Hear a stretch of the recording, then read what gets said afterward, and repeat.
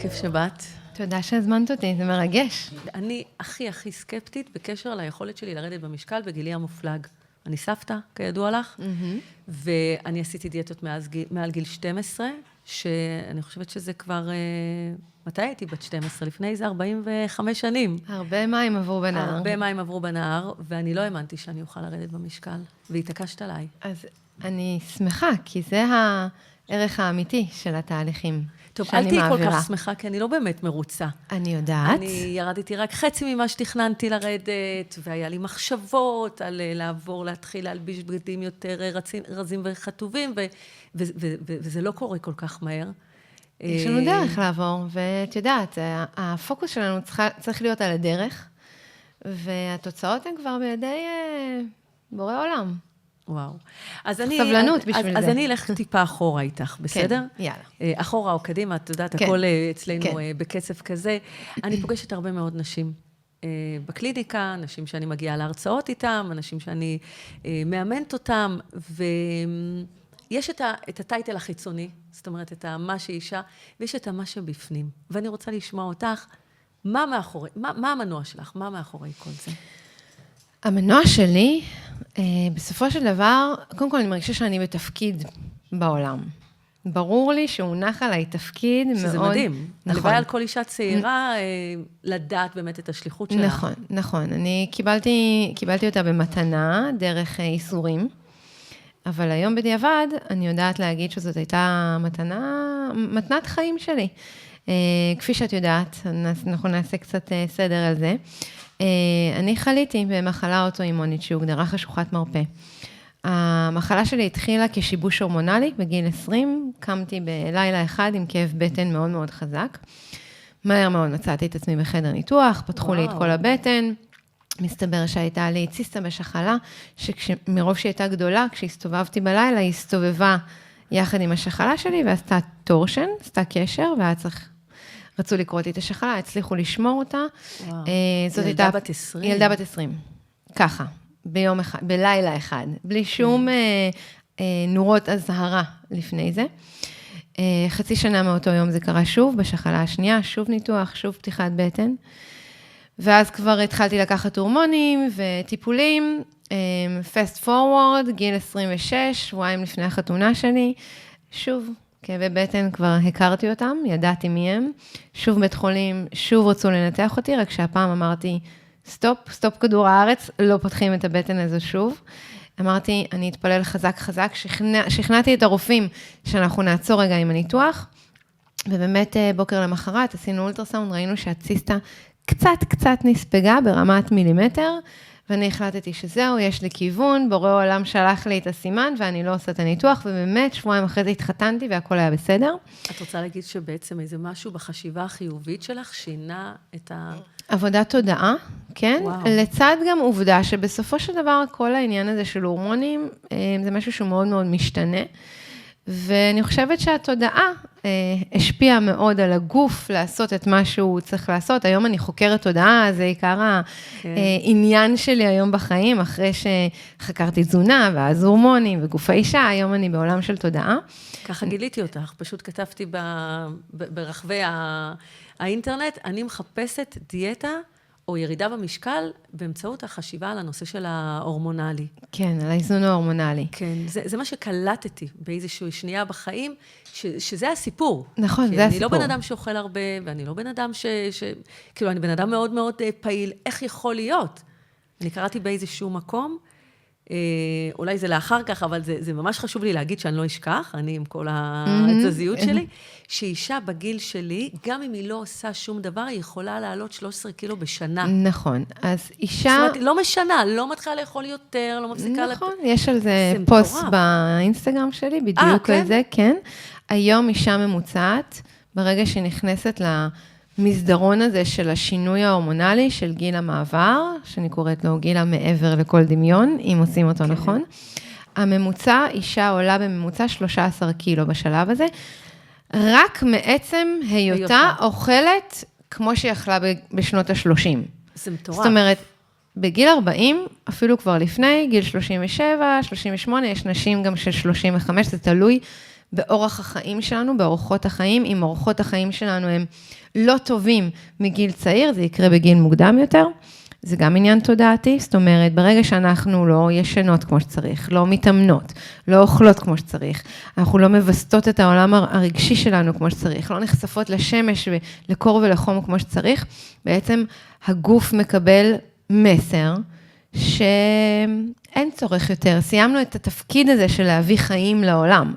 אז אם אנחנו רוצות להמשיך לשמור על הפוריות שלנו ועל ההורמונים שלנו, הגוף צריך לקבל מסר תודעתי של חיים, של ליבינג. ומה זה ליבינג? זה אישה או גבר שאוכלים כמו שצריך, שנושמים כמו שצריך, שישנים כמו שצריך, שמתאמנים. ולכן היום עם אורחות החיים שלנו שהם לא טובים. כן, ישבניים בעיקר. נכון, ישבניים בעיקר, הרבה אוכל מתועש, מעובד, מלא חומרים רעילים וממכרים. אז כל הנושא של השיבוש ההורמונלי מתחיל בגיל הרבה יותר צעיר. אני פוגשת נשים כבר בגיל 35 עם ירידה באסטרוגן. זה לא אמור להיות ככה, זה אמור לקרות בשלב יותר מאוחר. אז בסופו של דבר, זה הכל עניין של הורמונים.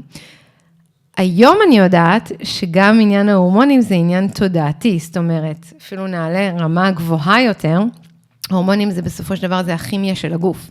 וכן, היא מושפעת מכל חומר שנכנס אלינו לגוף. יחד עם זאת, אם אנחנו נעשה עבודה תודעתית ונעלה לשיבר הראשי, למגדלור, אז הגוף שלנו מתאים את עצמנו לשלב התודעתי שאנחנו נמצאים בו.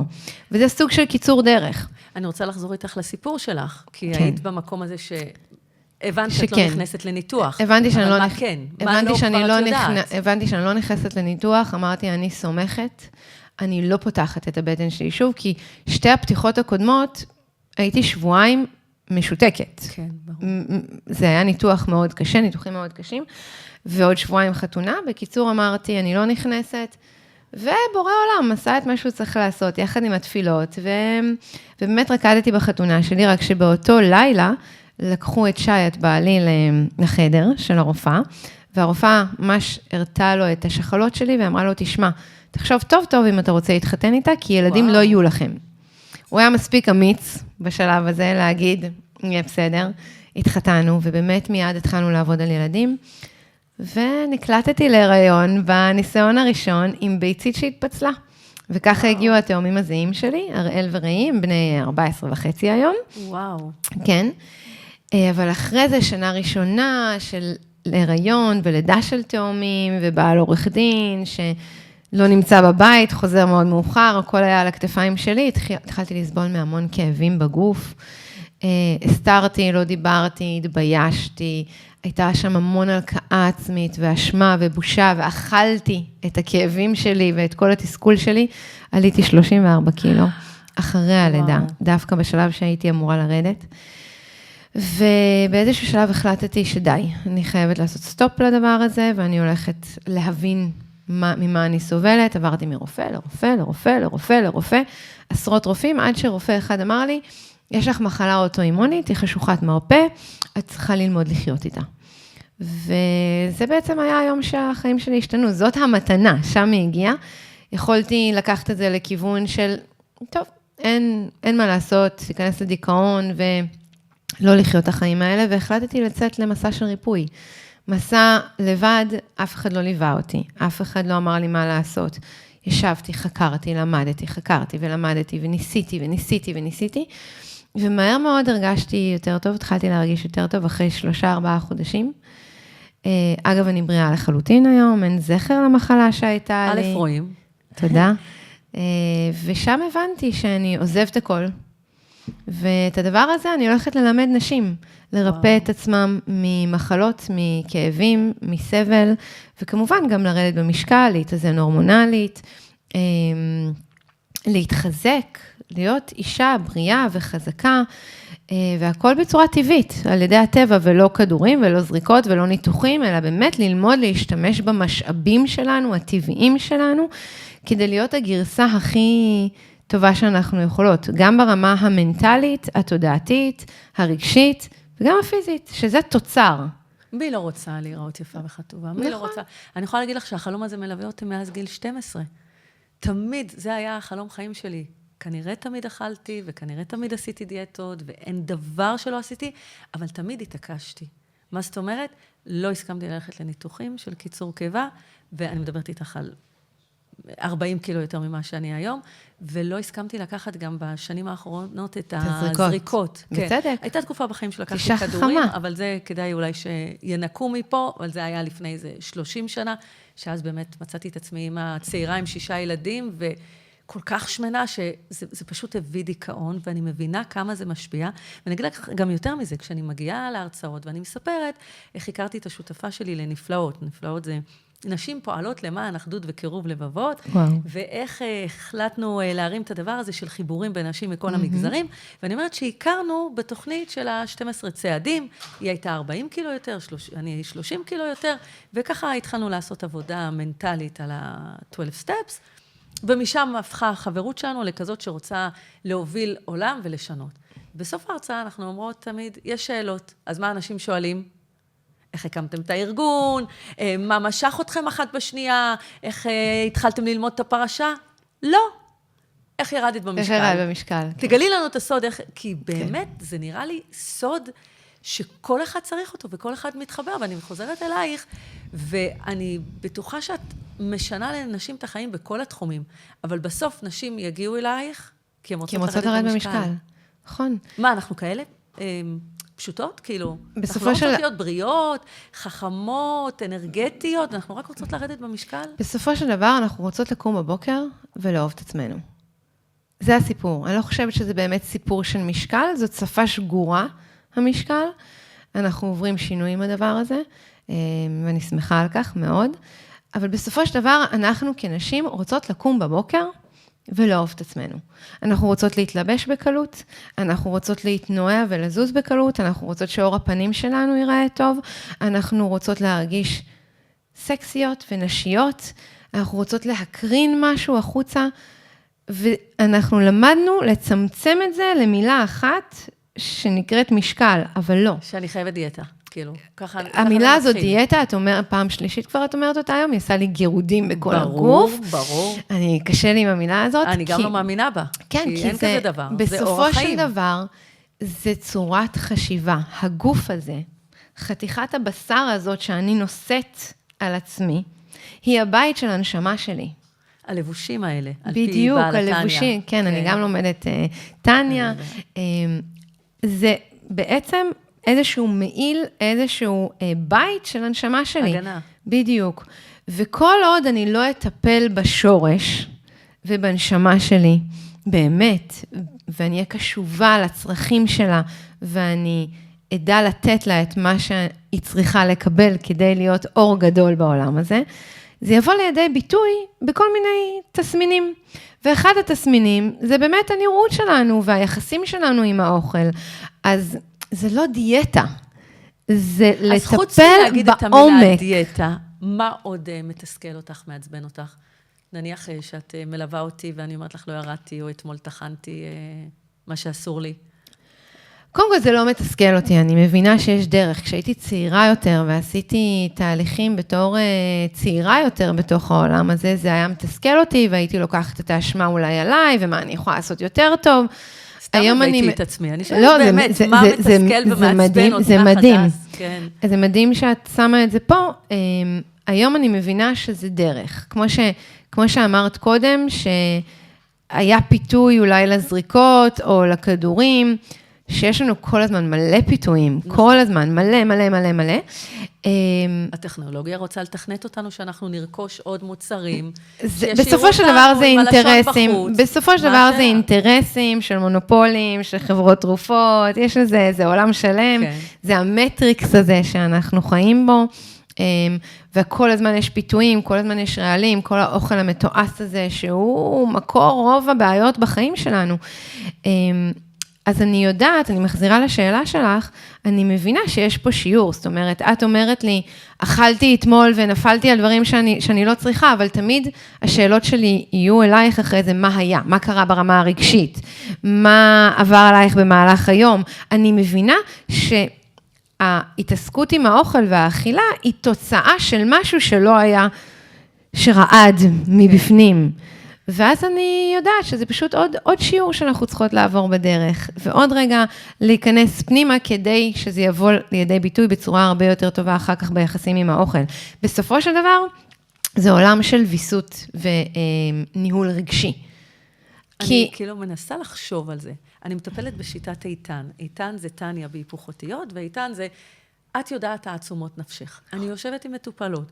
אני נכנסת איתם לחפירה של הרגש שלהם, ומנסה להבין מה עומד מאחורי זה שהיא אומרת, אני לא מוצלחת בעסקים, או אני אף פעם לא אתחתן כי אף אחד לא ירצה אותי, וכל השאלות האלה שאני יושבת איתם, ובמפגש אחד הן אומרות, יש לנו את זה, אני יודעת את זה, וכשאני מול עצמי, אני לא מצליחה להבין מה אותו רגש, אחרי ששישי, שבת, הייתי מלכה, פעמיים ביום, אכלתי את הארוחות המדויקות שלי, ואני יכולה, חצי רבע, נכון? אמרתי את זה נכון? חצי רבע, כן.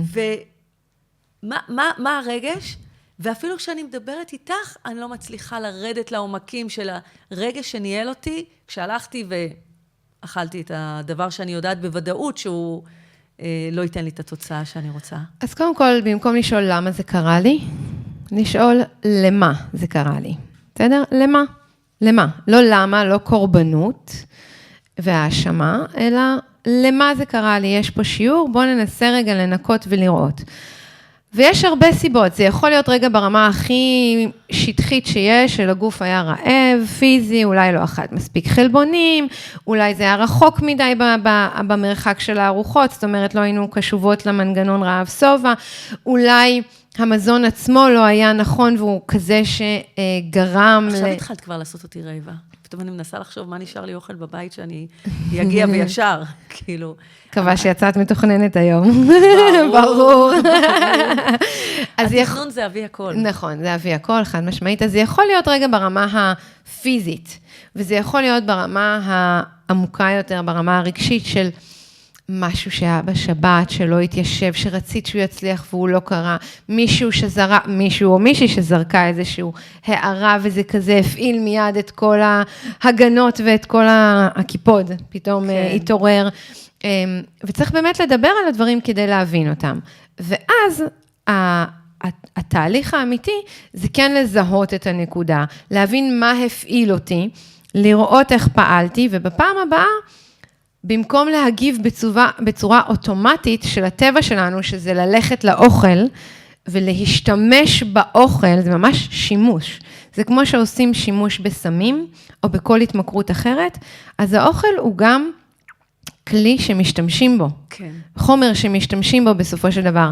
אז ברגע שאני רואה את הנקודה שהקפיצה אותי, ואני מבינה שאני יכולה עכשיו לבחור, זאת אומרת, יש לי מודעות, ואני יכולה עכשיו לבחור האם אני עושה שימוש בחומר הזה, או שאני לא עושה שימוש, לאט לאט אנחנו נתחיל לבחור אחרת.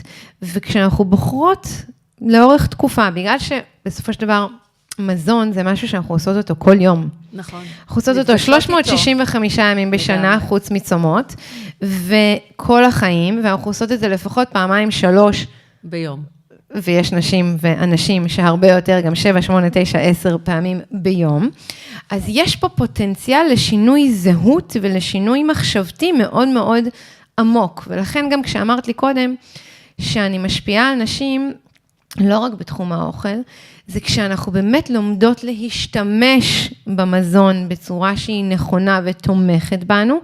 מתוך זה יש למידה גם להרבה תחומים אחרים בחיים. זאת אומרת, יש לה לעבודה על השימוש באוכל, יש אדוות בכל תחום אחר כך בחיים. אני לא אשכח את המשפט שאמרת לי, מסוגלות ולא אימנות. נכון. אחת האג'נדות שלי. כן, זה אחד הדברים החדשים שאימצתי, ועד כאן דיברנו על אוכל. נכון. אבל, הדס, כמו שאני רואה אותך ומכירה אותך ועוקבת אחריך, את הרבה הרבה יותר מזה. כל אחת מאיתנו הרבה יותר. נכון. איזה שיר בחרת? Rise Up. תסבירי. בעצם זה שיר שמדבר על לצמוח מהמקום הכי נמוך שיש.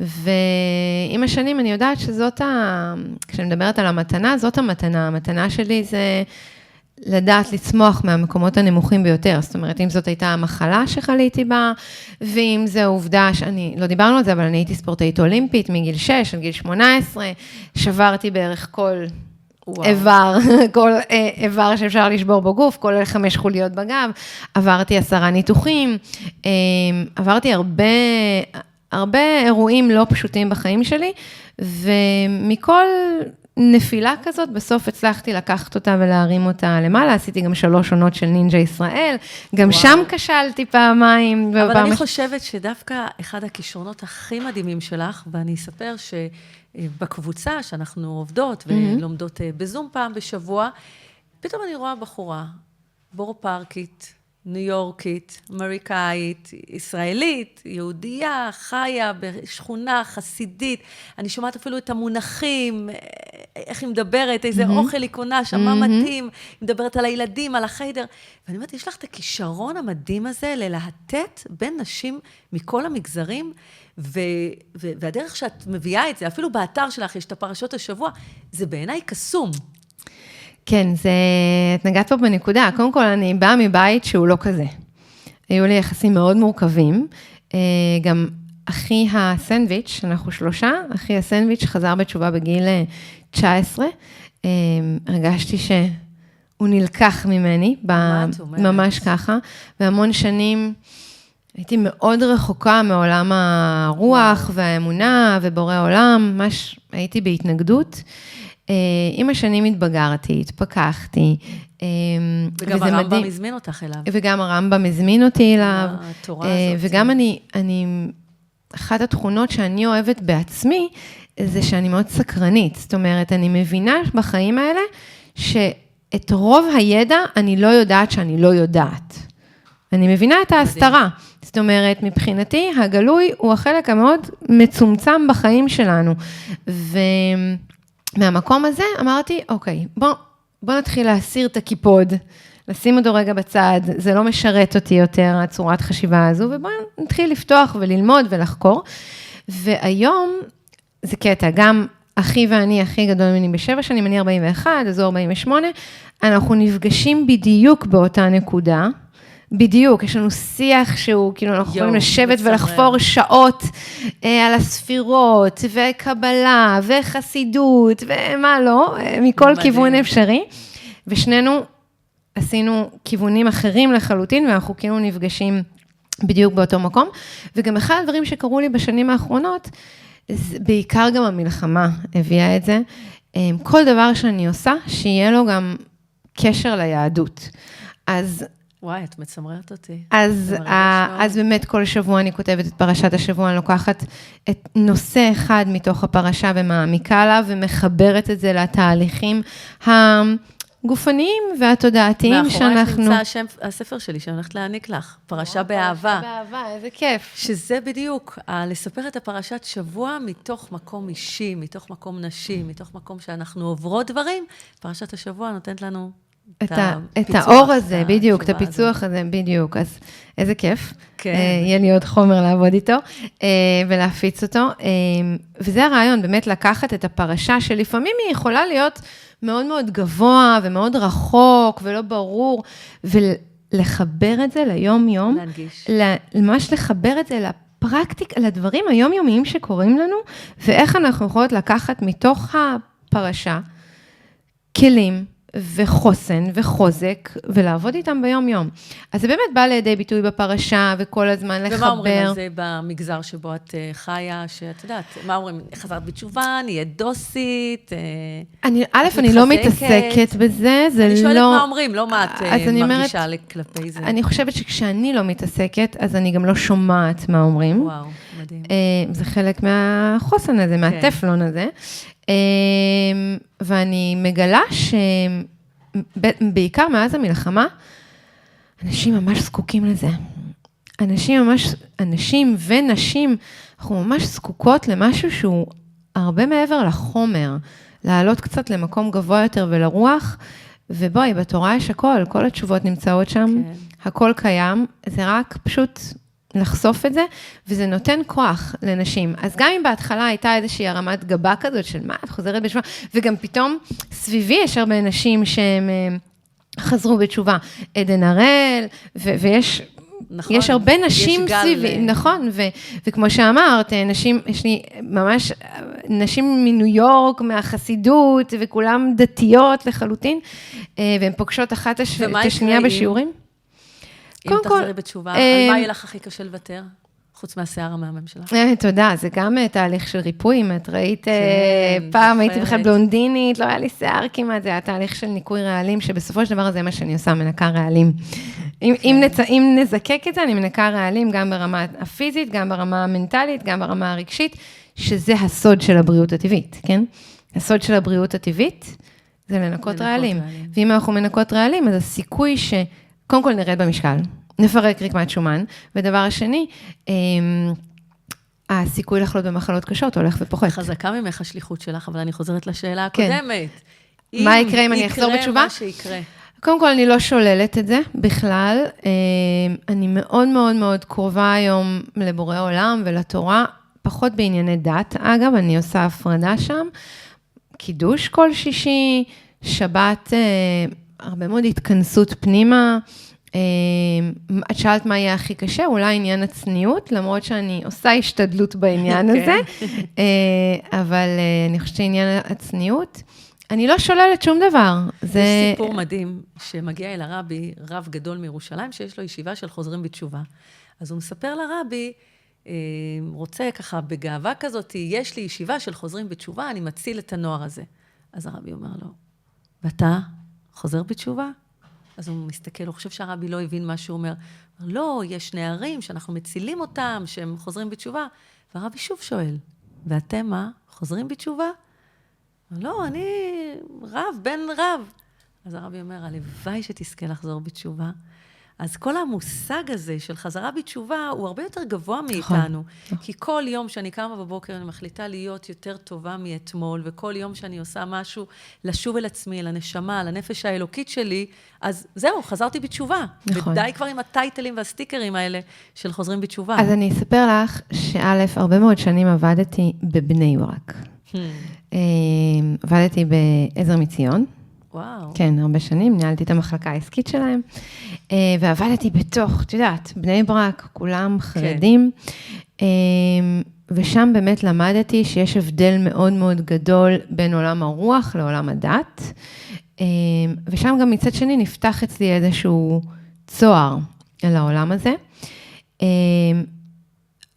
כבר בתקופה ההיא, חשבו שאני באה מבית דתי, שאני בתשובה, ואני בבית דתי, תמיד...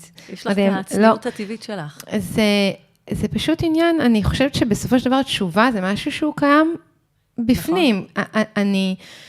אני לא פונה אף פעם לחפש את התשובות בחוץ. זה מתחבר לעניין הזה שלא לעשות ניתוחים, ולא להזריק, ולא לקחת תרופות. אני יודעת שהתשובות נמצאות בפנים, אם אני רק אהיה מוכנה רגע לנשום, לשהות, להסתכל, לברר ולעשות את מה שנדרש.